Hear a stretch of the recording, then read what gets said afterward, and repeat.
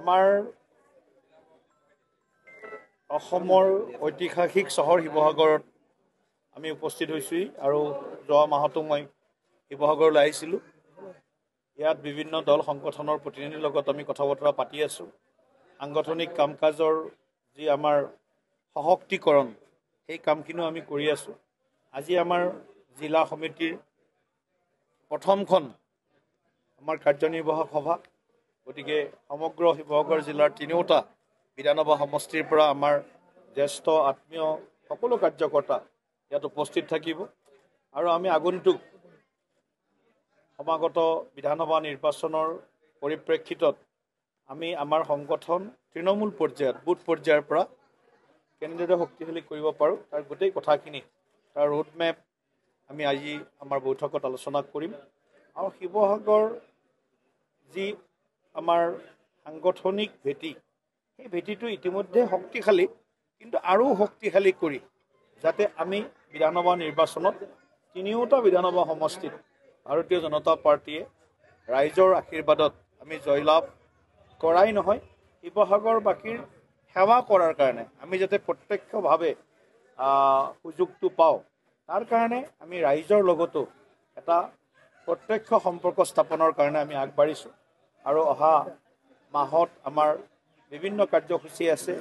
তাৰ লগত এইবাৰ অহা আজিৰে পৰা আমাৰ প্ৰধানমন্ত্ৰী শ্ৰদ্ধেয় নৰেন্দ্ৰ মোদী ডাঙৰীয়াৰ যি 11 বছৰ সেৱা সুশাসন আৰু গৰীব কল্যাণ, এই যে আমাৰ সংকল্প, সেই সংকল্পক সিদ্ধিলৈ ৰূপান্তৰ কৰাৰ কাৰণে আমি গোটেই মাহজোৰা আমাৰ কাৰ্যসূচী থাকিব।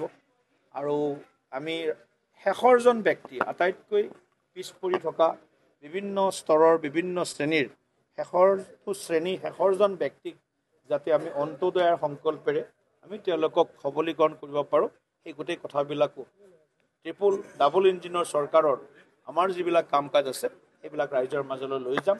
ৰাজনৈতিক, সাংগঠনিক, সামাজিক সকলো দিশত আমি আমাৰ অসমৰ ঐতিহাসিক চহৰ শিৱসাগৰত আমি উপস্থিত হৈছোঁহি আৰু যোৱা মাহতো মই শিৱসাগৰলৈ আহিছিলোঁ। ইয়াত বিভিন্ন দল সংগঠনৰ প্ৰতিনিধিৰ লগত আমি কথা বতৰা পাতি আছোঁ। সাংগঠনিক কাম কাজৰ যি আমাৰ সশক্তিকৰণ সেই কামখিনিও আমি কৰি আছোঁ। আজি আমাৰ জিলা সমিতিৰ প্ৰথমখন আমাৰ কাৰ্যনিৰ্বাহক সভা। গতিকে সমগ্ৰ শিৱসাগৰ জিলাৰ তিনিওটা বিধানসভা সমষ্টিৰ পৰা আমাৰ জ্যেষ্ঠ আত্মীয় সকলো কাৰ্যকৰ্তা ইয়াত উপস্থিত থাকিব আৰু আমি আগন্তুক সমাগত বিধানসভা নিৰ্বাচনৰ পৰিপ্ৰেক্ষিতত আমি আমাৰ সংগঠন তৃণমূল পৰ্যায়ত বুথ পৰ্যায়ৰ পৰা কেনেদৰে শক্তিশালী কৰিব পাৰোঁ তাৰ গোটেই কথাখিনি তাৰ ৰোডমেপ আমি আজি আমাৰ বৈঠকত আলোচনা কৰিম। আৰু শিৱসাগৰ যি আমাৰ সাংগঠনিক ভেটি সেই ভেটিটো ইতিমধ্যে শক্তিশালী, কিন্তু আৰু শক্তিশালী কৰি যাতে আমি বিধানসভা নিৰ্বাচনত তিনিওটা বিধানসভা সমষ্টিত ভাৰতীয় জনতা পাৰ্টীয়ে ৰাইজৰ আশীৰ্বাদত আমি জয়লাভ কৰাই নহয়, শিৱসাগৰবাসীৰ সেৱা কৰাৰ কাৰণে আমি যাতে প্ৰত্যক্ষভাৱে সুযোগটো পাওঁ, তাৰ কাৰণে আমি ৰাইজৰ লগতো এটা প্ৰত্যক্ষ সম্পৰ্ক স্থাপনৰ কাৰণে আমি আগবাঢ়িছোঁ। আৰু অহা মাহত আমাৰ বিভিন্ন কাৰ্যসূচী আছে। তাৰ লগত এইবাৰ অহা আজিৰে পৰা আমাৰ প্ৰধানমন্ত্ৰী শ্ৰদ্ধেয় নৰেন্দ্ৰ মোদী ডাঙৰীয়াৰ যি 11 বছৰ সেৱা সুশাসন আৰু গৰীব কল্যাণ, এই যে আমাৰ সংকল্প, সেই সংকল্পক সিদ্ধিলৈ ৰূপান্তৰ কৰাৰ কাৰণে আমি গোটেই মাহজোৰা আমাৰ কাৰ্যসূচী থাকিব।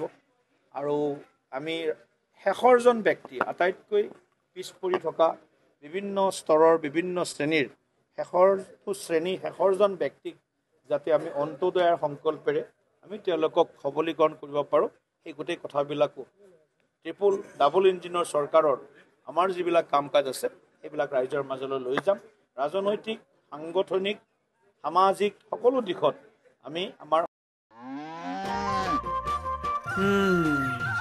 মোৰ লখিমী কেইজনীয়ে ইমান বেছিকৈ গাখীৰ দিয়ে, মনটো একেবাৰে ভাল লাগি যায়।